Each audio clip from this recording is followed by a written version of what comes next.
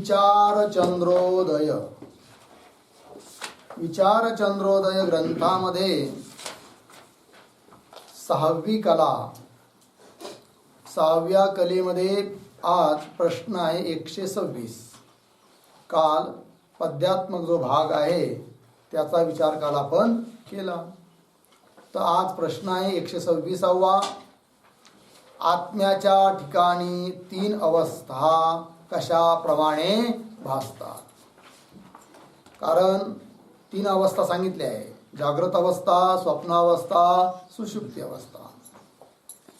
तर त्या 3 अवस्था आत्म्याच्या ठिकाणी अध्यस्त आहे असं जे तुम्ही म्हणालात पद्यभागामध्ये, तर त्याच संदर्भाने प्रश्न आहे की आत्म्याच्या ठिकाणी त्या 3 अवस्था कशा रीतीने वाचतात, त्याला काही दृष्टांत आहे का आम्हाला समजण्याकरिता. तर उत्तर देत आहेत. उत्तर दृष्टांत जसे शिंपीच्या ठाई रूपे अथवा भोडक, भोडक म्हणजे अभ्रक, किंवा कागद, हे 3 शिंपल्याच्या अज्ञानाने कल्पित भासतात. हा पहिला दृष्टांत आहे. कोण? शिंपी. शिंपी म्हणजे शिंपला. आणि त्याच्या ठिकाणी कधी कधी मनुष्याला भ्रम होतो. दुपारच्या वेळेस कडक ऊन पडलेलं आहे आणि आपण कुठं वाळवंटात गेलो, नदीकाठी म्हणा, समुद्रकाठी म्हणा, तर काय असतं, छोटे छोटे असे शिंपले पडलेले असतात. त्या शिंपल्याचा एक भाग म्हणजे पाठीमागचा भाग काळी पाट असते त्याची, आणि समोरचा जो भाग आहे तो एकदम चमकणारा भाग आहे, चांदीसारखा. त्याच्यावर जेव्हा सूर्यकिरण पडतात आणि ते सूर्यकिरण त्या शिंपीच्या आतल्या भागाला स्पर्श करून, कारण 2 तुकडे झालेले असतात त्या शिंपीचे, आहे की नाही, तर एक तुकडा पडलेला असतो, काळी पाट खालून असते, चमकीला भाग वर असतो. त्यावर सूर्यकिरण पडतात आणि परावर्तित होऊन ते सूर्यकिरण आपल्याकडे येतात. दुरून आपल्याला असं वाटतं की वा, काय चमकणारा पदार्थ आहे, तो नक्कीच चांदीच असला पाहिजे असं आपल्याला वाटतं. आणि मग मनुष्य तिकडं जातो जिथं तो पदार्थ चमकतो आहे. जाऊन पाहतो, हातात घेतो, तर ती चांदी नसते. काय असतं? शिंपला असतो. कळलं की नाही? असा भ्रम होतो. तर तो दृष्टांत दिला आहे. जसे ज्याप्रमाणे शिंपीच्या ठाई म्हणजे शिंपीच्या ठिकाणी रूपे, रुपयाचा भ्रम होतो. रजत म्हणजे चांदीचा, किंवा रूप एक धातू आहे, चमकीला पदार्थ त्याचा, किंवा भोडक, भोडक म्हणजे काय, अभ्रक, धातू विशेष तो आहे असं वाटतं, किंवा चमकीला कागद तो पडलेला आहे असं वाटतं. सारा काय आहे? हा भ्रमच आहे. त्या तिघाला सर्वांना अधिष्ठान कोण आहे तिथं? शिंपी. मग शिंपी म्हणजे शिंपला. ठीक. बघा, भोडक किंवा कागद हे 3 शिंपल्याच्या अज्ञान आहे. आता प्रश्न येतो की त्या शिंपल्याच्या ठिकाणी रुपयाचा भ्रम किंवा चांदीचा, भोडक किंवा चमकीला कागद आहे असा जो भ्रम झाला, त्या भ्रमाला कारण कोण? तर कोण कारण आहे? शिंपल्याचं अज्ञान. जर आपल्याला ज्ञान असतं की हे शिंपलंच आहे तर आपल्याला भ्रम झाला नसता. शिंपलाचं अज्ञान असल्यामुळे काय होतो? भ्रम. शिंपल्याच्या अज्ञानाने कल्पित भासतात. लागला अर्थ? पुढचा दृष्टांत पहा. पुढे अजून त्या 3 वस्तूंचा, आता या दृष्टांताबद्दलच बोलतायत. बघा, त्या 3 वस्तूंचा एकमेकाशी किंवा शिंपीशी व्यतिरेक आहे. त्या 3 वस्तूंचा. कोणत्या 3 वस्तू? शिंपल्यावर भासलेल्या 3 वस्तू. 3च नाही, 3 असू शकतात, 10 असू शकतात, 50 असू शकतात, वेगवेगळ्या वस्तू. तिथं उदाहरण म्हणून 3 दिले आहे: रूप, भोडक, कागद. ठीक आहे. या तिघांचा परस्परात काय आहे? व्यतिरेक आहे, म्हणजे परस्परांचा भेद आहे. रूप भासतं तेव्हा कागद नाही, कागद भासतो तेव्हा भोडक नाही, भोडक भासतं तेव्हा रूप नाही. एक असताना दुसरं भासत नाही, म्हणजे परस्परांचा काय आहे? भेद आहे, व्यतिरेक आहे. एकमेकाशी किंवा शिंपीशी सुद्धा त्यांचा काय आहे? व्यतिरेक आहे, भेद आहे. कळलं? शिंपी भासेल तेव्हा रूप भासणार नाही. रूप आहे असं भास होतोय ना, त्यावेळेस शिंपी आहे असा भास होत नाही. म्हणजे एका वेळेस एखादाच भास उरायला, अर्थात त्यांचा परस्परात काय आहे? व्यतिरेक. एकाच काळात दोघा तिघाची भास होणं तो अन्वय झाला, आणि एका काळात एकच भासणे दुसरा न भासणे हा काय आहे? व्यतिरेक. कळलं? तर एकमेकाशी किंवा शिंपीशी व्यतिरेक आहे व शिंपीचा तीनही वस्तूंच्या ठायी अन्वय आहे. शिंपी मात्र तिघात अनुस्यूत आहे. रूप भासतं तेव्हाही शिंपी आहे, भोडक आहे असं कळतं तेव्हाही शिंपी आहे, आणि चमकीला कागद आहे असं भास होतो तेव्हाही तिथं काय आहे, शिंपी आहे. इदम रूपाने ही शिंपी आहे. काय इदम रूपम इदम रजतम आहे की नाही. इदम हे या रूपाने काय आहे, शिंपी त्या तिघामध्ये सुद्धा अनुगत आहे, अनुस्यूत आहे. व शिंपीचा तीनही वस्तूंच्या ठायी काय आहे, अन्वय आहे. जसे उदाहरण, शिंपीच्या ठायी जेव्हा रूपे वाचते. आता अन्वय कसा आहे शिंपीचा तिघामध्ये याचंही स्पष्टीकरण करून सांगतात ग्रंथकार. ठीक आहे की शिंपीच्या ठायी जेव्हा रूपे वाचते म्हणजे रुपयाचा भ्रम होतो आहे की नाही. हे रूप आहे किंवा चांदी आहे असा काय होतो, भ्रम भासते, तेव्हा अभ्रक किंवा कागद भासत नाही, व्यतिरेक आहे की नाही. अन्वय एक आहे तर दुसरे नाही, म्हणजेच त्यांचा काय आहे, व्यतिरेक. जेव्हा रूप भासतं तेव्हा अभ्रक किंवा कागद आहे असं वाटत नाही, म्हणजेच त्यांचा झाला व्यतिरेक आहे की नाही. भेद, एक काला दुसरा न राहणे त्याला म्हणायचं व्यतिरेक. जेव्हा अभ्रक भासते, पण ज्या मनुष्याला समजा अभ्रक आहे असं वाटतं तेव्हा त्याला रूप आहे असं वाटेल का, कागद आहे असं वाटेल का, नाही वाटणार. जेव्हा अभ्रक भासते तेव्हा रूपे व कागद भासत नाही, बरोबर. व जेव्हा कागदाचा भास होतो तेव्हा रूपे व अभ्रकाचा भास होत नाही. हा तीन वस्तूंचा एकमेकीशी व्यतिरेक आहे. या तीन वस्तूंचा एकमेकीमध्ये काय आहे, व्यतिरेक. कळलं. एक असताना दुसरी राहू शकत नाही, भासत नाही, व्यतिरेक आहे. एकमेकीशी व्यतिरेक आहे म्हणजे एकमेकाचा मध्ये भेद आहे. शिंपीच्या ठिकाणी आदी मध्य अंती या तीन वस्तूंचा व्यावहारिक व पारमार्थिक अत्यंत अभाव आहे की नाही. शिंपीच्या ठिकाणी तिन्ही कालात काय यांचा अभाव आहे, कुणाचा, भासणाऱ्या पदार्थाचा. ठीक आहे. तर शिंपीच्या ठिकाणी आदी मध्य अंती, आदी म्हणजे अगोदर, मधी आणि अनंतर, तिन्ही कालात म्हणजे काय, शिंपीच्या ठिकाणी रूप इत्यादिकाचा भ्रम होण्याच्या अगोदर, भ्रम होत असता, भ्रम निवृत्त झाल्यावर देखील विचार केला तर काय आहे, तिथं रूप आहे का, अगोदरही रूप नव्हतं, रूप भासायच्या अगोदरही शिंपीच्या ठिकाणी रूपाचा अभाव आहे. ज्यावेळेस रूप म्हणून कळत आहे त्यावेळेस सुद्धा विचार केला तर त्या शिंपीच्या ठिकाणी रूपाचा काय आहे, अभाव आहे. एवढंच नाही, जेव्हा आपण तिथं जाऊ उचलून बघू, अरे हे तर शिंपलं आहे, रूप नाही, त्यावेळेस सुद्धा त्या शिंपल्याच्या ठिकाणी काय आहे, रूपाचा अभाव आहे. ठीक आहे. तिन्ही काळात अभाव आहे की नाही. व्यावहारिक अभाव पण आहे आणि पारमार्थिक अभावाचा तर प्रश्नच येत नाही. पारमार्थिक अभाव सर्वच ठिकाणी आहे, कारण पारमार्थिक रजत किंवा पारमार्थिक रूप जगात कुठंच नाही आहे, तर त्याचा अत्यंत अभाव तर कैसा आहे, केवळ अन्वयी आहे. लागलं, पंक्ती पहा. शिंपीच्या ठिकाणी आदी मध्य व अंती या तीन वस्तूंचा व्यावहारिक व पारमार्थिक अत्यंत अभाव आहे. लागला अर्थ. या शिंपीच्या ठायीही या तीन वस्तूंचा व्यतिरेक आहे. आता या शिंपीच्या ठिकाणी सुद्धा या तीन वस्तूंचा काय आहे, व्यतिरेक. जसा परस्परांचा व्यतिरेक दाखवला की नाही, तसा शिंपी बरोबर सुद्धा या तिन्ही वस्तूंचा काय आहे, व्यतिरेक आहे, भेद आहे. कसा समजावून सांगतायत. भ्रांती कालामध्ये हे रूपे आहे असा भ्रम होतो आहे की नाही.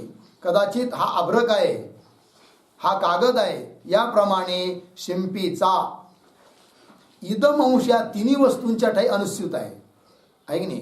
काय सांगतायत ग्रंथकार आता, तोवर काय सांगितलं, या तिघांचा परस्परात व्यतिरेक. एवढंच नाही तर या तिन्ही वस्तूंचा शिंपल्याच्या ठिकाणी व्यतिरेक आहे की नाही. म्हणजे शिंपलं भासेल तेव्हा तिघही भासणार नाही, जेव्हा हे भासतात तेव्हा शिंपलं म्हणून भासत नाही, बरोबर. म्हणजे या तिघांचा परस्परात व्यतिरेक, शिंपल्याबरोबर व्यतिरेक. पण शिंपल्याचं जे इदम रूप आहे, तर काय चाललं होतं आपलं, अन्वय आणि व्यतिरेक. तर रूप, भोडक आणि कागद यांचा जसा परस्परात व्यतिरेक आहे, त्याप्रमाणे शिंपल्याबरोबर सुद्धा यांचा काय आहे, व्यतिरेक. आणि या सर्वांमध्ये शिंपलं काय आहे, इदम रूपाने अनुगत आहे. तेच दिलं आहे. शिंपीच्या ठाई जेव्हा रुपे भासते तेव्हा अभ्रक झालं ना 3 नंबर. जेव्हा कागदाचा भास होतो तेव्हा रुपे व अभ्रकाचा भास होत नाही. हा 3 वस्तूंचा एकमेकीशी व्यतिरेक आहे. शिंपीच्या ठिकाणी आदी मध्य अंती या 3 वस्तूंचा व्यावहारिक व पारमार्थिक अत्यंत अभाव आहे. लागलं ना. या शिंपीच्या ठाई आता व्यतिरेक दाखवला, आता अन्वय दाखवतात. या शिंपीच्या ठाईही या 3 वस्तूंचा व्यतिरेक आहे. झालं एवढं. आता पुढे अ मध्ये अन्वय. भ्रांती कालामध्ये हे रूपे आहे असा भ्रम होतो. काय आहे? इदम रूपम. हे रूप आहे. इदम रजतम. तर इदम हा धर्म कुणाचा? अधिष्ठानाचा, अर्थात शिंपलीचा. भासू कुठं राहिला? अध्यस्त पदार्थाबरोबर, रुपयाबरोबर, रजताबरोबर, भोडकाबरोबर, कागजाबरोबर. म्हणजेच इदम रूपाने शिंपलं त्या साऱ्यामध्ये काय आहे? अनुगत आहे. भ्रांती कालामध्ये हे रुपये आहे, हा अभ्रक आहे, तर हा अलग नाही, हा कागद आहे. याप्रमाणे शिंपीचा इदम अंश, इदम म्हणजे हा अंश, हा भाग, हे हा असं इदम अंश या 3 वस्तूंच्या ठाई अनुस्यूत भासतो. अनुस्यूत म्हणजे अनुगत भासतो, त्याच्यामध्ये विद्यमान आहे. हा 3 वस्तूंच्या ठाई शिंपीचा अन्वय आहे. बरोबर आहे की नाही? सर्व ठिकाणी असंच आहे. जसं रज्जूवर सर्प भासतो आहे की नाही, तर सर्प भासतो. कोणाला दंड, कोणाला माला, कोणाला भूरेषा. तर दंड, माला, भूरेषा, सर्प यांच्यात परस्परात व्यतिरेक आहे की नाही. आणि त्या सर्वांचा रज्जू बरोबर सुद्धा व्यतिरेक आहे. परंतु रज्जूचं जे इदम रूप ते मात्र सर्व ठिकाणी काय आहे? अनुस्यूत आहे की नाही. अयम सर्प, अयम रूपाने कोण आहे? रज्जूचा भाग आहे की नाही. इयम माला, इयम रूपाने कोण आहे? रज्जूचा भाग. सर्वांमध्ये अनुगत आहे की नाही. चला मग हा 3 वस्तूंच्या ठाई शिंपीचा अन्वय आहे. येथे शिंपीचे 3 अंश आहेत. शिंपीचे किती अंश आहेत? 3. कोण कोण? सामान्य अंश, विशेष अंश, कल्पित विशेष अंश. तर शिंपीचं म्हणजे शिंपलं अधिष्ठान, त्याचे 3 अंश. सामान्य अंश कोणता? इदम. हे इदम, हे काय झालं? सामान्य अंश. आणि ही शिंपलं आहे, त्रिकोणी आहे, काळी पाट आहे याची, हे त्याचे विशेष अंश. आणि हे रूप आहे असा जेव्हा भ्रम होतो तेव्हा रूप हे सुद्धा शिंपलीचंच आहे. कारण रूप तिथं नाहीच आहे. शिंपलंच रूपाने भासताय, रूपाने, रजत रूपाने. परंतु हा जो अंश आहे हा कसा? कल्पित विशेष. कळलं? चला, सामान्य अंश कशाला म्हणायचं? की भ्रम कालातही प्रतीतीला येतो, भ्रम निवृत्त झाल्यावरही जो भाग प्रतीतीला येतो त्याला म्हणायचं काय? सामान्य अंश आहे की नाही. भ्रम कालात सुद्धा इदम रूपाने प्रतीती आहे, हे रूपाने, हा रूपाने. भ्रम निवृत्त झाल्यावर सुद्धा काय इयम शुक्ती, इयम रूपाने शुक्तीची प्रतीती आहे की नाही. म्हणजे इयम अंश, हा अंश भ्रम कालातही आहे, भ्रम निवृत्त झाल्यावरही आहे, म्हणून त्याला काय म्हणायचं? सामान्य अंश. बरोबर. विशेष अंश म्हणजे कोणता? की जो भ्रम कालात भासत नाही आहे की नाही, परंतु जो भासला असता भ्रमच राहत नाही, त्याला म्हणतात काय? विशेष अंश. ज्यावेळेस जोपर्यंत आपल्याला हे वाटत असतं रजत आहे किंवा भोडक आहे, कागज आहे, तोपर्यंत शिंपल्याचं विशेष रूप भासत नाही. पण जेव्हा तुम्ही हातात उचलून घेता, हे कळतं की शिंपलं आहे म्हणजे विशेष रूप कळालं, तर त्याच्यानंतर भ्रमच राहत नाही. म्हणून ही कोणता अंश झाला? विशेष अंश आहे की नाही. आणि अधिष्ठानाच्या ज्ञानाने जो अंश निवृत्त होतो तो झाला कल्पित विशेष अंश. अधिष्ठानाचं ज्ञान झालं तर रूप अंश राहिला का? भोडक अंश राहिला का? नाही, निवृत्त झाला की नाही. अधिष्ठानाच्या ज्ञानाने जो निवृत्त होतो त्याला काय म्हणायचं? कल्पित विशेष अंश. तर शुक्तीचे किती रूप झाले इथं? 3. कोण कोण? सामान्य अंश, विशेष अंश, कल्पित विशेष अंश. चला सामान्य अंश, विशेष अंश, कल्पित विशेष अंश. पुढं इदम पण हा सामान्य अंश आहे. स्पष्टीकरण करून देतात कोणता सामान्य अंश आहे, कोणता विशेष अंश आहे म्हणून. इदम पण हा सामान्य अंश आहे, म्हणजे जो पुष्कळ काल पर्यंत प्रतीत होतो तो सामान्य अंश आहे. बरोबर. भरपूर काळात प्रतीत होतो. असं असल्यापेक्षा असं वाक्य पाहिजे होतं कसं म्हणजे जो अधिक कालामध्ये प्रतीत होतो. मधले 3 शब्द पुष्कळ, काल आणि पर्यंत काढून अनुवाद असा हवा की म्हणजे जो अधिक कालामध्ये प्रतीत होतो. तर इदमांश अधिक कालात प्रतीत होतो की नाही? भ्रम कालात बी आहे, भ्रम निवृत्त झाल्यावर पण आहे, प्रतीत होतो. तो सामान्य अंश आहे. कळलं? पुढे चला. इदम पण जे भ्रांती काळी प्रतीत होते, भ्रम काळातही प्रतीतीला येतं. कोणतं? इदम संस्कृत शब्द आहे. त्याचा अनुवाद मराठीमध्ये होतो हा, ही, हे. कळलं की नाही? हा, ही, हे याच्यापैकी कोणी घ्या, पुल्लिंग, स्त्रीलिंग, नपुंसकलिंग, त्यानुसार फक्त बदल झाला. पण इदमचा अर्थ होतो काय? हा, ही. तर हे रूप आहे की नाही? हे बोडक आहे, हा कागद आहे. अशा रीतीने हा अंश भासू राहिला की नाही? तो कुणाचा आहे मग? शिंपल्याचा आहे. हा.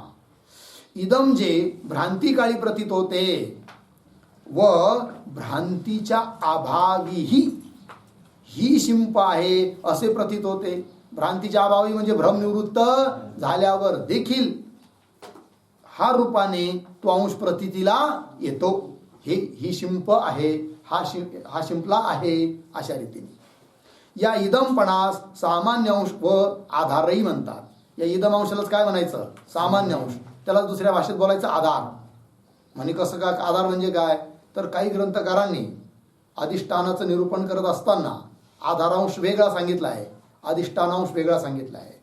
तर जो सामान्य अंश आहे त्याला आधार म्हणतात, आणि जो विशेष अंश आहे त्याला अधिष्ठान म्हणतात. म्हणून इथं तसं म्हटलं की या इदमपणा सामान्य अंश व आधारही म्हणतात. लागला अर्थ? पुढे चला. निळ्या पाठीची त्रिकोणाकृती शिंप विशेष अंश आहे. हा विशेष अंश झाला पहा, आहे की नाही? हातात घेतल्यानंतर काय कळलं की हिची पाठ कशी आहे? शिंपल्याची निळी पाठ आहे. काळी पाठ असते की नाही? शिंपला हातात घेऊन पाहिलं कधी?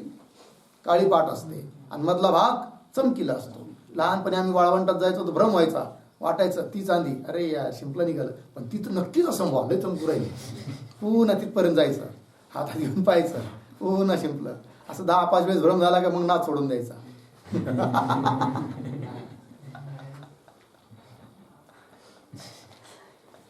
कळलं? लई आनंद यायचा. बरोबर.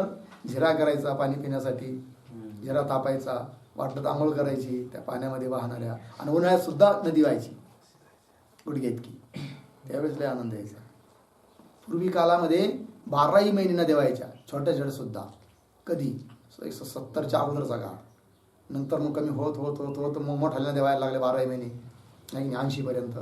त्याच्यानंतर मग हळूहळू आता तर मोठ्याल्या नद्याला पावसाळ्यात सुद्धा पूर येण्याची मरमर झाली. काही दिवसांनी मोठी समस्या येणार आहे. पाणी हे लॉकरमध्ये राहणार, पैसे नाही राहणार. काही दिवसांनी लॉकरमध्ये काय राहणार? पाणी राहणार आहे. हां, भविष्य सांगताय. कळलं? चला. निळ्या पाठीची त्रिकोणाकृती शिंप विशेष अंश आहे. झालं की नाही? आहे. कळलं? याच्या पुढे एक वाक्य लिहा. आहे नंतर. जो न्यून कालामध्ये प्रतीतीला येतो, जो न्यून कालामध्ये प्रतीतीला येतो तो विशेष अंश होय.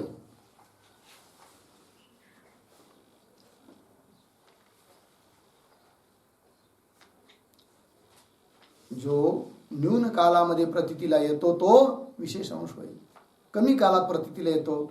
कमी काल कसं काय बरं? भ्रम कालात प्रतीतीला येत नाही, आणि भ्रम निवृत्त झाल्यावर प्रतीतीला येतो. मग कमी काल झाला की नाही सामान्य अंशापेक्षा? म्हणून याला विशेष अंश म्हणायचं. पुढे चला. भ्रांती काळी स्पष्टीकरण करतायत.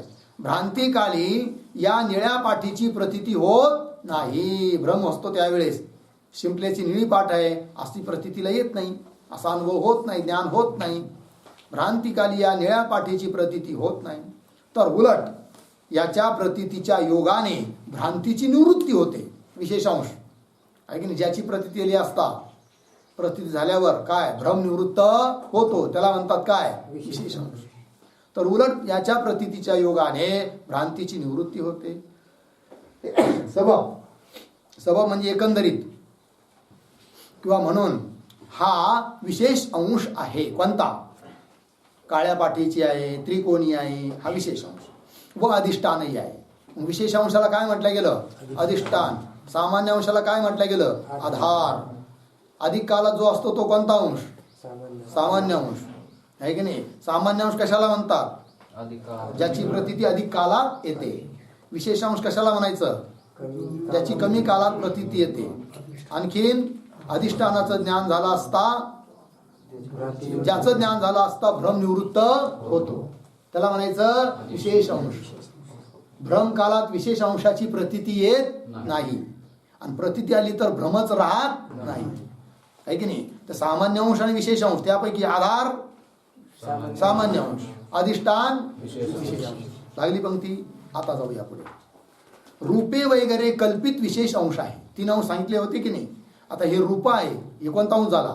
कल्पित विशेष. विशेषच आहे पण कल्पित आहे, कारण त्याची ज्ञानाने निवृत्ती होते. निवृत्ती झाली नसती तर त्या विशेष अंशाला आपण कल्पित म्हटलो नसतो. पण कल्पित काय म्हणायचं? निवृत्ती होते म्हणून कल्पित. रूपे वगैरे कल्पित विशेष अंश आहे. लागला अर्थ. पुढे काय? म्हणजे. म्हणजे शब्द आहे ना, तर म्हणजे शब्द कट करा आणि तिथं लिहा कारण.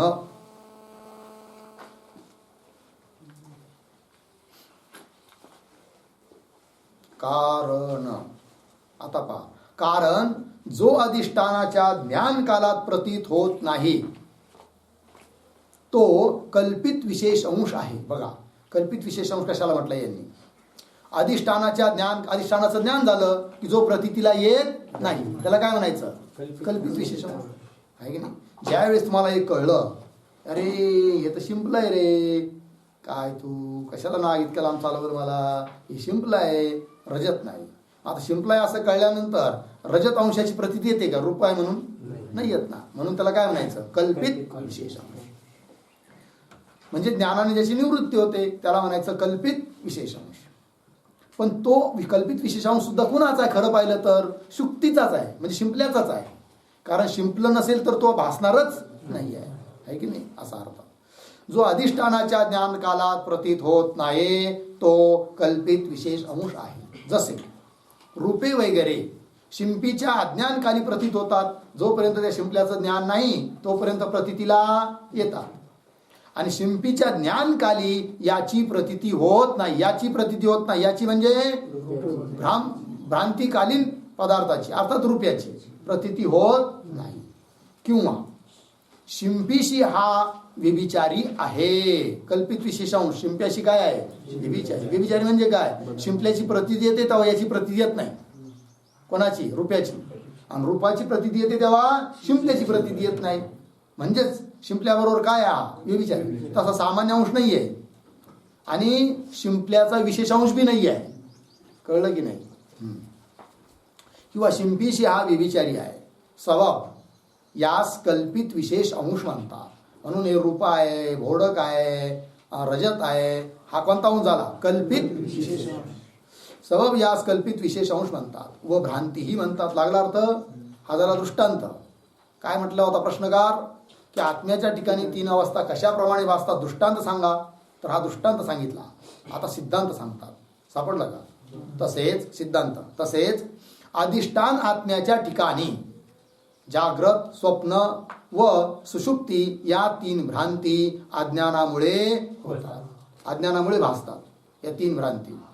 कुठं? आत्म्याच्या ठिकाणी. कोण कोण? जाग्रत, स्वप्न, सुषुप्ती. कशाप्रमाणे?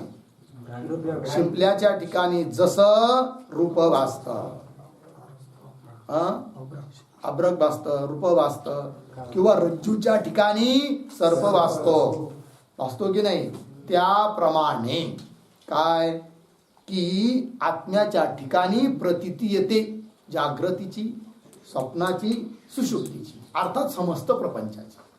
कारण जागृत, स्वप्न, सुषुप्ती या 3 अवस्थाच्याच अंतर्गत संपूर्ण प्रपंच आहे. याच्या अतिरिक्त नाही. हा संपूर्ण प्रपंच दिसणारा देहादिक पदार्थ सुद्धा सर्व आलं त्याच्यात, आहे की नाही? हे सर्व अध्यस्त आहे आणि त्याचा अधिष्ठान कोण आहे? आत्मा. कोण? मी.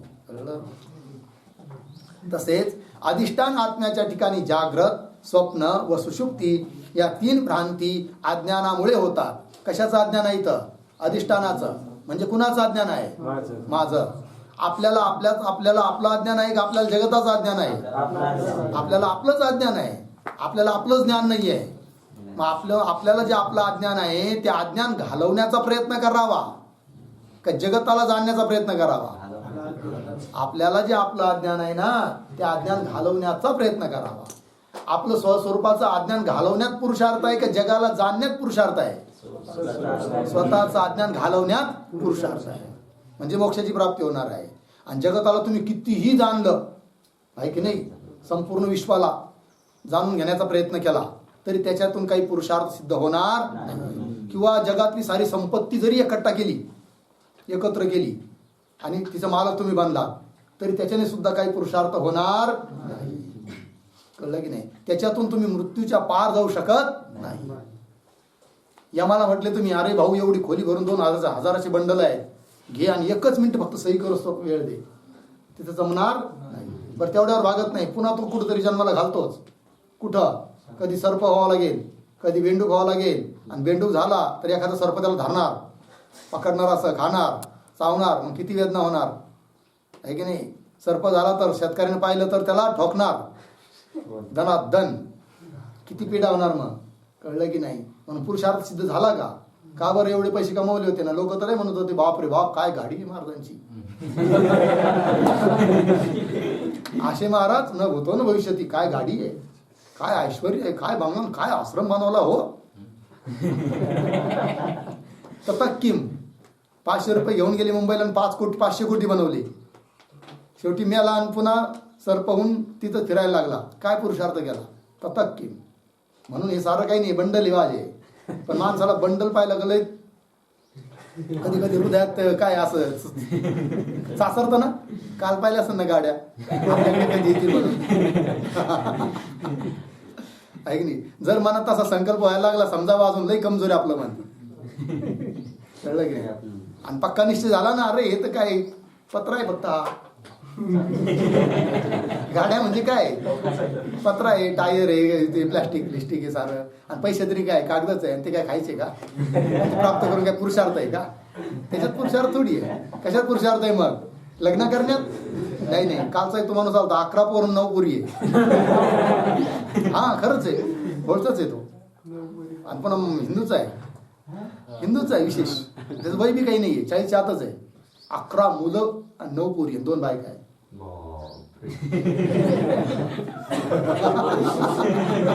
जाऊन पा त्याच्या घरी वाटत असेल तर सांगितले विकेट घेतली. जगतोच कस काय, तो हसतोच कस काय. आम्हाला तर ऐकूनच असं वाटत राहिलं की तू खोटं बोलतोय. पण खरंच आहे त्याला. पण ततः किम, काही पुरुषार्थ नाही याच्यातून. हे सारं क्षणिक आहे, क्षणिक सुख आहे की नाही. थोड्या वेळ वाटेल आनंद. एक म्हणतो बाबा मला जरा शाळेत जायचं, दप्तर आण. हा आणतो ना बाळा, घे तुला खाऊ घे, तुला दप्तर घे. बाबा म्हणल्यावर जरा आनंद वाटतो ना. पण कळतं त्याच्या वंशा तेव्हा कळेल. म्हणून हा निश्चय केला पाहिजे, याच्यात पुरुषार्थ नाहीये. पुरुषार्थ काय मग? आपल्या स्वस्वरूपाचं अज्ञान घालवणं, स्वस्वरूपाचं ज्ञान संपादन करणं, मी कोण आहे याची ओळख करून घेणं, देवाचा साक्षात्कार करून घेणं आणि जन्म मरण रूप संसारातून बाहेर पडणं. याच्यात काय आहे? पुरुषार्थ आहे. ठीक आहे ना? चला. तर जागृत, स्वप्न, सुषुप्ती या 3 भ्रांती अज्ञानामुळे होतात. लागला अर्थ? यांचा एकमेकाशी व अधिष्ठान आत्म्याशी व्यतिरेक आहे. यांचा म्हणजे जागृत, स्वप्न, सुषुप्तीचा तिघांचा परस्परात पण आणि आत्म्याबरोबर पण म्हणजे अधिष्ठानाबरोबर पण काय आहे? व्यतिरेक आहे. व्यतिरेकवर काय दिलं? 1 नंबर टिप्पणी. व्यतिरेक शब्दाचा अर्थ केलाय काय? अभाव किंवा व्यावृत्ती. तो व्यतिरेक म्हणजे काय? अभाव. म्हणजे जागृत असेल तेव्हा स्वप्न सुषुप्ती नाही, स्वप्न असेल तर जागृत नाही आणि सुषुप्ती नाही. म्हणजे परस्परात काय आहे? व्यतिरेक आहे, एकमेकाचा अभाव आहे. पण आत्म्याचा मात्र सर्वांमध्ये अन्वय आहे. लागलं? पंक्ती पहा. हे एक दृष्टांत खूप बारकाईने एकांतात बसून चिंतन करण्याजोगा आहे की नाही. की जसा दृष्टांतात आहे तसं सिद्धांतात त्याचं अनुकरण करून विचार करायचा त्याच्यावर की अधिष्ठान ब्रह्म मी आहे, माझा कसा सर्वात अन्वय आहे आणि जगताचा कसा व्यतिरेक आहे. जाग्रत आदी प्रपंच मी नाही, माझा नाही, मी कोण आहे याचं चिंतन करण्यात पुरुषार्थ आहे. ठीक आहे जी. चला, तर यांचा एकमेकाशी व अधिष्ठान आत्म्याशी व्यतिरेक आहे व आत्म्याचा या अवस्थामध्ये अन्वय आहे. अन्वय म्हणजे काय? भाव. 2 नंबर टीम दिले ना, भाव किंवा अनुवृत्ती किंवा अनुस्यूतता, अनुगतता, हे सर्व अन्वय आहे. जसे स्पष्टीकरण करतात आता अन्वय व्यतिरेक. जाग्रत भासते तेव्हा स्वप्न व सुषुप्ती भासत नाही, म्हणजे त्यांचा काय झाला? व्यतिरेक. व्यतिरेक म्हणजे अभाव. जाग्रत काली त्या दोघांचा अभाव आहे. स्वप्न भासत असताना जाग्रत व सुषुप्ती भासत नाही, म्हणजे स्वप्न भासतं तेव्हा स्वप्न भासत असतं तेव्हा जाग्रत आणि सुषुप्तीचा काय आहे? अभाव आहे, म्हणजे व्यतिरेक आहे. कळलं की नाही? व सुषुप्ती भासत असताना स्वप्न व जाग्रत भासत नाही. लागला अर्थ? अशा या 3 अवस्थांचा एकमेकीशी काय आहे? व्यतिरेक आहे. व्यतिरेक आहे म्हणजे अभाव आहे, भेद आहे, भिन्न भिन्न आहे, त्या व्यतिरेक आहे एकमेकांचा, अनुगतता नाही आहे. अधिष्ठानाच्या ठिकाणी या 3 अवस्थांचा पारमार्थिक अत्यंत अभाव आहे. अत्यंत अभाव म्हणजे नित्य निवृत्ती आहे. मतलब ब्रह्मस्वरूपाच्या दृष्टिकोनातून पाहिलं तर न जाग्रत आहे, न स्वप्न आहे, न सुषुप्ती आहे. हे तुम्हाला आम्हाला वाटते जाग्रत, स्वप्न, सुषुप्ती. कळलं की नाही? पण त्या शिंपल्याला कधीच वाटत नाही की माझ्यावर आता रुपयाचा भ्रम उरायला, कुणाला भोडकाचा भ्रम होतोय, कुणाला कागदाचा भ्रम होतोय. त्याला माहीत पण नाही की भ्रम उरायले म्हणून माझ्यावर कुणाला तरी. पाहणाऱ्याला वाटतं हे रूप आहे, हे भोडक आहे, हे काय आहे? कागद आहे. पाहणाऱ्याला वाटतं आहे. तसं इथं सुद्धा ब्रह्मस्वरूपाच्या दृष्टिकोनातून विचार केला तर जाग्रत, स्वप्न, सुषुप्ती त्याला काहीच नाही आहे. तुम्हा आम्हाला या जगताची सत्ता वाटते, जगत सत्य वाटतं, म्हणून आपल्याला वाटतं ही जाग्रत आहे, हे स्वप्न आहे, सुषुप्ती आहे. कळलं की नाही? चला, म्हणजे सांगायचं तात्पर्य काय? अधिष्ठान ब्रह्मस्वरूपाच्या ठिकाणी या जाग्रतादी अवस्थाचा काय आहे? आत्यंतिक अभाव, अत्यंत निवृत्ती नाहीच. तुम्ही जाऊन विचारा बरं त्या रज्जूला, अरे बाई तुझ्या ठिकाणी 3 दिवसापासून सर्प भासत आहे, माझा तो काढून टाकू का? तेव्हा ती रज्जू म्हणत काय काय म्हणता? पुन्हा बोला, मला कळलं नाही. पुन्हा तुम्ही सांगितलं तरी तिला कळणार नाही, कारण तिला माहितीच नाही की माझ्या ठिकाणी सर्प भासतोय म्हणून. तिला काय वाटतं? फक्त स्वतःचं स्वरूपाचीच अनुभूती आहे. तसं इथं सुद्धा अधिष्ठान ब्रह्मतत्व त्याच्या दृष्टिकोनातून पाहिलं तर जगत नावाचा पदार्थच नाही आहे. प्रपंच एक झाला होता, हे तो समूळ मिथ्या वार्ता, पुढे होईल मागुता, कदा कल्पांती. कळलं की नाही? म्हणून पारमार्थिक अभाव आहे. कशाचा? जाग्रत, स्वप्न, सुषुप्तीचा. कुठे? ब्रह्मस्वरूपाच्या ठिकाणी, अधिष्ठानाच्या ठिकाणी. पंक्ती पहा. अधिष्ठानाच्या ठिकाणी या 3 अवस्थांचा पारमार्थिक अत्यंत अभाव आहे, म्हणजे नित्य निवृत्ती आहे. हा या 3 अवस्थांचा अधिष्ठानाच्या ठिकाणी व्यतिरेक म्हणजे अभाव आहे. आत्मा या 3 अवस्थामध्ये अनुस्यूत राहून, जसं शिंपल्याचं इदम रूप साऱ्या रूप भोडक साऱ्यामध्ये अनुगत होतं की नाही, त्याप्रमाणे आत्मा या 3 अवस्थामध्ये अनुस्यूत राहून, अनुगत राहून, विद्यमान राहून त्यांना प्रकाशित करतो. सर्वांना काय करतो? प्रकाशित करतो. म्हणून आत्म्याच्या 3 अवस्थांच्या ठाई काय झाला? अन्वय आहे. ठीक. येथे आत्म्याचे अविद्या उपाधी योगाने आरोपित 3 अंश आहेत. जसं शिंपल्याचे 3 अंश सांगितले होते, सामान्य अंश, विशेष अंश, कल्पित विशेष. तसं इथं सुद्धा आत्म्याचे, अधिष्ठानाचे, आत्म्याचे 3 अंश, सामान्य अंश, विशेष अंश, कल्पित अंश. पण खऱ्या अर्थाने आत्म्याचे कोणते अंशच नाही आहे. हे अविद्या उपाधीमुळे त्याला म्हणावं लागतं हे सामान्य अंश आहे, विशेष अंश आहे. कळलं की नाही? आत्मा कसा आहे? तसा निरंश, निरवयव, अवयव रहित आहे, सावयव नाही येतो, अंश नाही त्याच्या ठिकाणी. कळलं? पण संगती लावण्याकरिता, कळण्याकरिता त्याचा बोध करून घ्यायचा आहे म्हणून कल्पना केल्या जाऊ राहिली अविद्या उपाधीला घेऊन. लागलं? पंक्ती पहा. येथे आत्म्याचे अविद्या उपाधी योगाने आरोपित, आरोपित म्हटलं की नाही? आरोपित कसं? आरोपित म्हणजे जे आरोपित असतं ते काही सत्य नसतं, खोटं असतं. आरोपित 3 अंश आहेत, सामान्य अंश, विशेष अंश, कल्पित विशेष अंश. तर कसं कसं सांगतात? सतरूप म्हणजे अस्तित्व, हा सामान्य अंश आहे, तो सर्वांमध्ये अनुगत आहे. ही जागृती आहे की नाही? हे स्वप्न आहे, ही सुषुप्ती आहे. तर ही रूपाने सर्व ठिकाणी ब्रह्म अर्थात आत्मा काय झाला, अणु आहे. वस्तूत सुद्धा अयम घट, अयम पट, तर अयम अयम रूपाने अयम अंश कोणाचा आहे, परमात्म्याचा आहे, ब्रह्माचा आहे, आत्म्याचा आहे. आणि सर्व ठिकाणी तो काय मग अनुस्यूत आहे. बघा, सतरूप, त्याला सतरूप म्हणतात, अस्तित्व म्हणतात, सत्ता म्हणतात. सतरूप अस्तित्व हा सामान्य अंश आहे. म्हणजे जागृती आहे, दिलं की नाही, आहे म्हणजे सत्ता, स्वप्न आहे सत्ता, सुषुप्ती आहे. याप्रमाणे आत्म्याचे अस्तित्व भ्रांतिकालीही प्रतीत होते, भ्रमकालातही प्रतीतला येतं.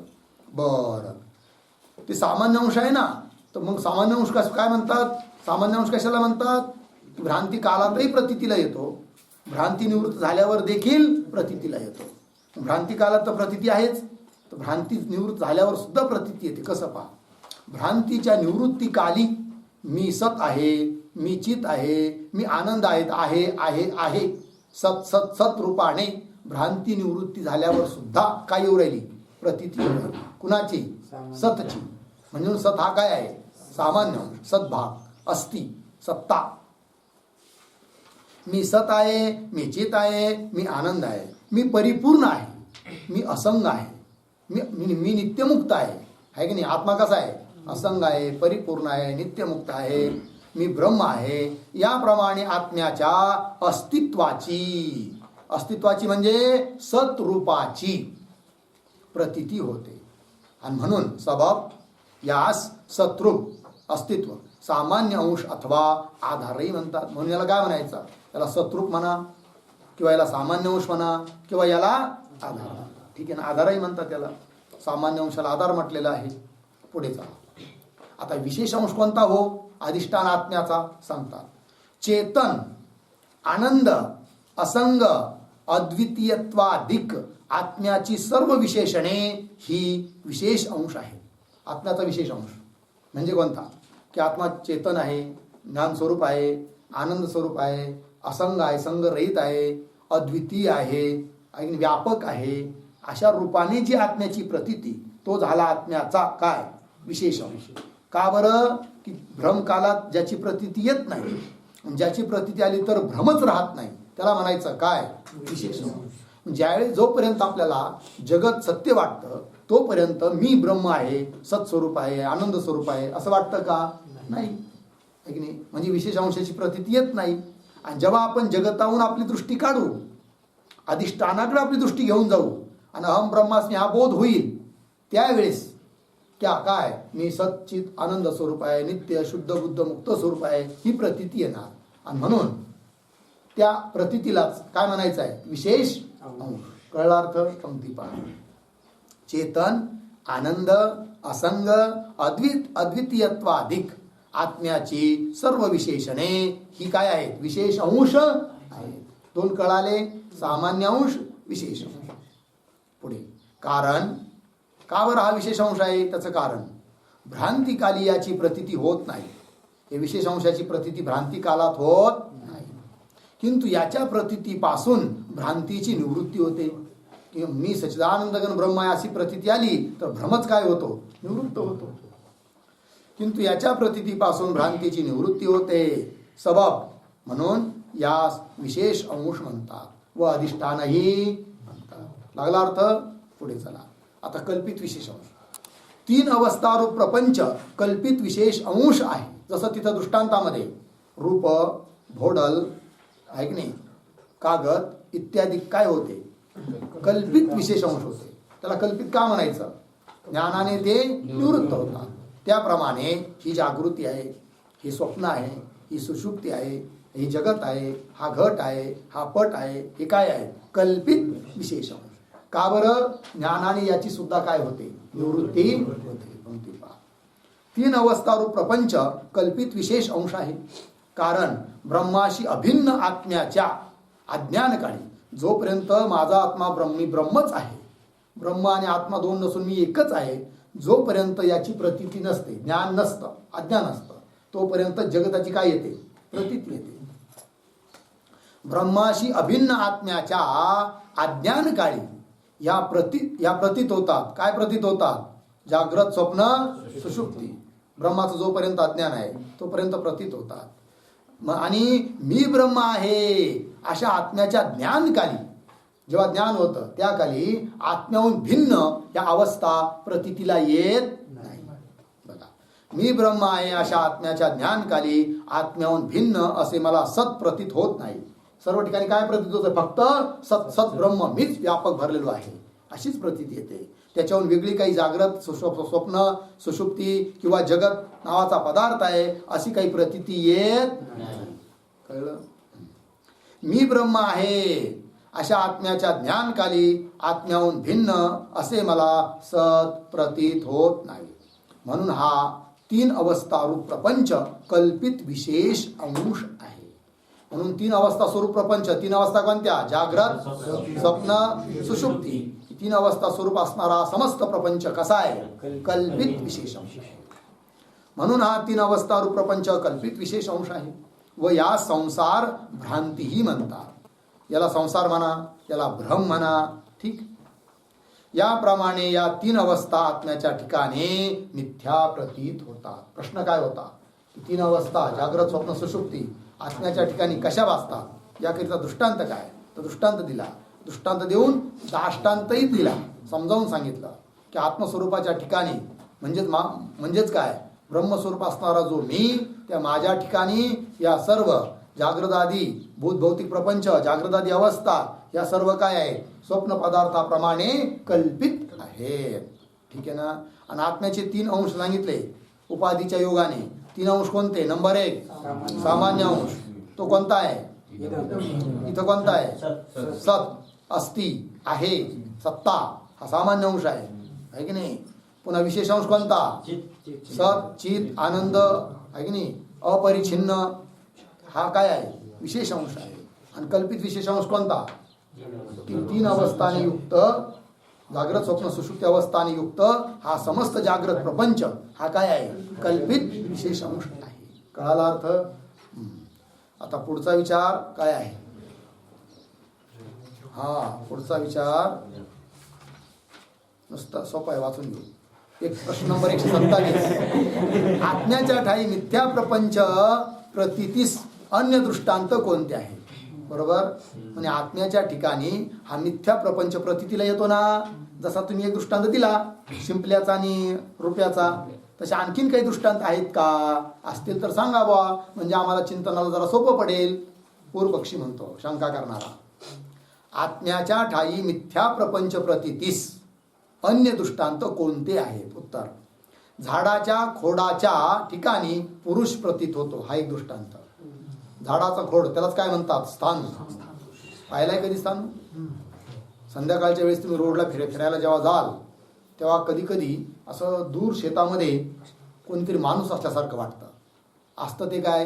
झाडाचं खोड वगैरे, त्याला स्थान म्हणतात. वाटतो काय? माणूस. किंवा बुजगावून असतं कधी कधी, आहे की नाही? पशु वगैरे येऊ नये म्हणून शर्ट घालून दिलेला असतो एका काडीला, ते लावलेलं असतं. दुरून पाहणारा असं वाटतं काय? माणूस आहे. हा काय? भ्रमच आहे ना. माणूस नसून माणूस वाटतो, भ्रम आहे. हा एक दृष्टांत. ठीक. झाडाच्या खोडाच्या ठिकाणी पुरुष प्रतीत होतो. दुसरा, साक्षीच्या ठाई स्वप्न. हा दुसरा दृष्टांत. साक्षीच्या ठिकाणी, आपल्या स्वरूपाच्या ठिकाणी काय प्रतीतीला येतं? स्वप्न पदार्थ. अजून मरुभूमीच्या ठाई जल. मरुभूमी म्हणजे उखरभूमी, बरड रान. तिथं कधी कधी जल वाटतं की नाही उन्हाळ्यामध्ये? हाही दृष्टांत आहे. आकाशाच्या ठाई निळेपणा. आकाशाला कोणतं तरी रूप आहे का? कोणतंच रूप नाही. निळं दिसतं ते काही आकाश नाही आहे. आपली दृष्टी पोहोचत नाही, दृष्टीची मर्यादा संपली म्हणून पुढे अंधार दिसायला लागतो, म्हणून ते निळं निळं वाटतं. निळं काही ते रूप नाही आहे. कळलं? परंतु निळ्यापणाचा काय झाला? भ्रम झाला आकाशाच्या ठिकाणी. हा एक दृष्टांत. रज्जूच्या ठाई सर्प. रज्जू नाही आहे, सर्प आहे. काय आहे तिथं? रज्जू आहे का सर्प आहे? रज्जूच आहे, सर्प नाही. पण वाटतो काय? सर्प. भ्रम आहे. हा एक दृष्टांत. जलाच्या ठाई अधोमुख पुरुष किंवा वृक्ष आहे की नाही? सरोवर आहे, त्याच्या बाजूला वृक्ष आहे किंवा मनुष्य आहे की नाही? वृक्ष पण पाण्यात पाहिलं तर कसा वाटतो? उलटा. खोडवर, शेंडा खाली. मनुष्याचं डोकं खाली वाटतं पाण्यात आणि पाय वर वाटतात. तसं आहे का? नाही, पण वाटतं ना. भ्रम आहे. हा पण एक दृष्टांत झाला. मग जलाच्या ठाई अधोमुख पुरुष किंवा वृक्ष आणि दर्पणाच्या ठाई नगर प्रतीत होणे. दर्पण म्हणजे आरसा. त्याच्यामध्ये कधी कधी नगर दिसतं की नाही? पाहिलाय कधी नगर? नाही पाहिलं तर काय कराय, मोठा आरसा आहे आपल्याकडे, तो घ्या, कळलं, जायचं कुठं? मंदिराच्या भिंतीवर, वर स्लॅबवर, उंच जागेवर, तात्पर्य असं आहे. आणि असा आरसा धरायचा, त्यात तुम्हाला सारा आश्रम दिसणार. एक जण ताट घेऊन चाललाय, तिकडून मांजर पळती आहे, तिकडून गाडी चाललेली आहे. किंवा जर गावासमोर धरला आरसा, डोंगरावर जाऊन सारं गाव दिसतं त्याच्यामध्ये, रोड आहे की नाही? बघा दिसतं कुठं? सारं आरशात. बरं त्या आरशात नुसतं स्थिर दिसत नाही, चालताना जसं जसं सरळ दिसतं की नाही? हा माणूस चाललाय, तिकडून गाढव आलाय, तिकडून वाघ आलाय, सारं दिसतं कुठं? आरशात. खरं असतं कधी आरशातलं, पण दिसतं ना, आहे की नाही? बरं पाहणार ते खरं वाटतं. आता तुम्हाला आपल्याला थोडी बुद्धी आहे म्हणून वाटतं की बाई आरशात दिसतं ती प्रतिबिंब आहे, पण ते चिमण्याला विचारा बरं, चिमण्या पाहिल्या कधी? त्यांना वाटतं कोणीतरी आपला प्रतिस्पर्धी आहे, आणि त्या आरशात डोकतात आणि त्या आरशाला टोचा मारतात. त्यांच्या त्या चोचीतून रक्त यायला लागतं, परंतु त्यांची ईर्ष्या सोडत नाही. बरं ते मागे जाऊन पाहतात, काही दिसत नाही, कुठून गड्या आहे. काही गाड्यांचे आरशे फोडले त्या कावळ्यांनी, माहिती आहे का? चला, हा एक दृष्टांत. दर्पणाच्या ठाई नगर प्रतीत होणे हे जसे मिथ्या आहे, तसेच आत्म्याच्या ठाई, आत्मस्वरूपाच्या ठिकाणी अज्ञानामुळे प्रपंच प्रतीत होतो. एवढी सारी दृष्टांत दिली आहे. त्या प्रत्येक दृष्टांताचा विस्तार होणार आहे पुढे याच प्रकरणात. ठाई अज्ञानामुळे प्रपंच प्रतीत होतो, म्हणून तो मिथ्या आहे, तो मिथ्या आहे, तो प्रपंच मिथ्या आहे. याप्रमाणे प्रपंच मिथ्यात्वाचा निश्चय करणे, आहे की नाही? अशा रीतीने काय निश्चय करायचा? हा प्रपंच मिथ्या आहे करणे, तोच प्रपंचाचा बाध आहे. प्रपंचाविषयी मिथ्यात्वाचा निश्चय होणं म्हणजेच त्याचा बाध. बाध शब्दाचा अर्थच आहे काय? मिथ्यात्वाचा निश्चय, आहे की नाही? बाध म्हणजे अदर्शन, नाश असा अर्थ नाही आहे. बाध म्हणजे मिथ्यात्वाचा निश्चय, दिसत असला तरी तो मिथ्या आहे असं पक्का निश्चय असणं, त्याला म्हणायचं काय? बाध. दिलाय खाली 1 नंबर टिप्पणी.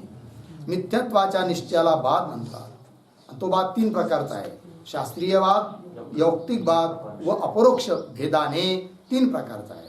शास्त्र सांगताय म्हणून जगताविषयी मिथ्यात्व निश्चय, हा झाला शास्त्रीयवाद. युक्तीने सुद्धा मिथ्या आहे जगत हे ठरतं, म्हणून तो झाला कोणता वाद? यौक्तिकवाद. आणि खरोखर ब्रह्मस्वरूपाचं ज्ञान झालं, जगत मिथ्या वाटायला लागलं, आता जो वाद आहे तो कोणता? अपरोक्षवाद आहे. म्हणून शास्त्रीयवाद, यौक्तिकवाद हे गौण आहे. मुख्य वाद कोणता आहे? अपरोक्ष रूपाने वाद वाटावा. जसं स्वप्न पदार्थ आपल्याला मिथ्या वाटतं की नाही? कोणी लाख रुपये दिले तरी तुम्ही स्वप्नातल्या पदार्थाला सत्य म्हणू शकत नाही. तसं हा जगत रूप प्रपंच तसाच वाटला पाहिजे. कसा आहे? हा सर्व मिथ्या आहे, काल्पनिक आहे, भास मात्र आहे, माझ्या स्वरूपा ठिकाणी नाहीच, सर्व ठिकाणी सच्चिदानंद घन मीच भरून उरलो आहे असा निश्चय असला पाहिजे. दुसऱ्याच्या देहाचं काय स्मरण राहतं का आपल्याला? नाही राहत ना. कधीतरी स्मरण होतं, काहीतरी काम वाढलं म्हणजे दुसऱ्या माणसाचं. तसं आपल्या शरीराचं सुद्धा जे कायम स्मरण आहे ना आपल्याला, त्याचं विस्मरण झालं पाहिजे. देहात असून देहाचा विसर पडला पाहिजे आपल्याला, तेव्हा त्याला म्हणायचं देहीचं विदेही, ती जीवनमुक्ती आहे. मग कळलं की नाही? आणि तो अभ्यास करावा लागतो. तो अभ्यास म्हणजे केवळ पाठ ऐकला, नुसतं पुस्तक पाठ केले तेवढ्याने होत नाही. शास्त्र ऐकून त्याचं श्रवण झाल्यानंतर मनन, निध्यासन, एकांतात जाऊन त्याचं तसं चिंतन, वृत्तीने अभ्यास करावा लागतो, तेव्हा त्या साऱ्या गोष्टी घडतात. कळलं की नाही? आणि हे करण्याकरिता आयुष्याचे आयुष्य जातात, तेव्हा कुठं ते सक्सेस होतं, आहे की नाही? म्हणून यासाठी अतिशय प्रयत्न केला पाहिजे. तर ह्याच आयुष्यात याची देई याची डोळा भोगमुक्तीचा हे होणं संभव आहे. लागला अर्थ? चला बाकीचा विचार. ओम पूर्णमदः पूर्णमिदं पूर्णात्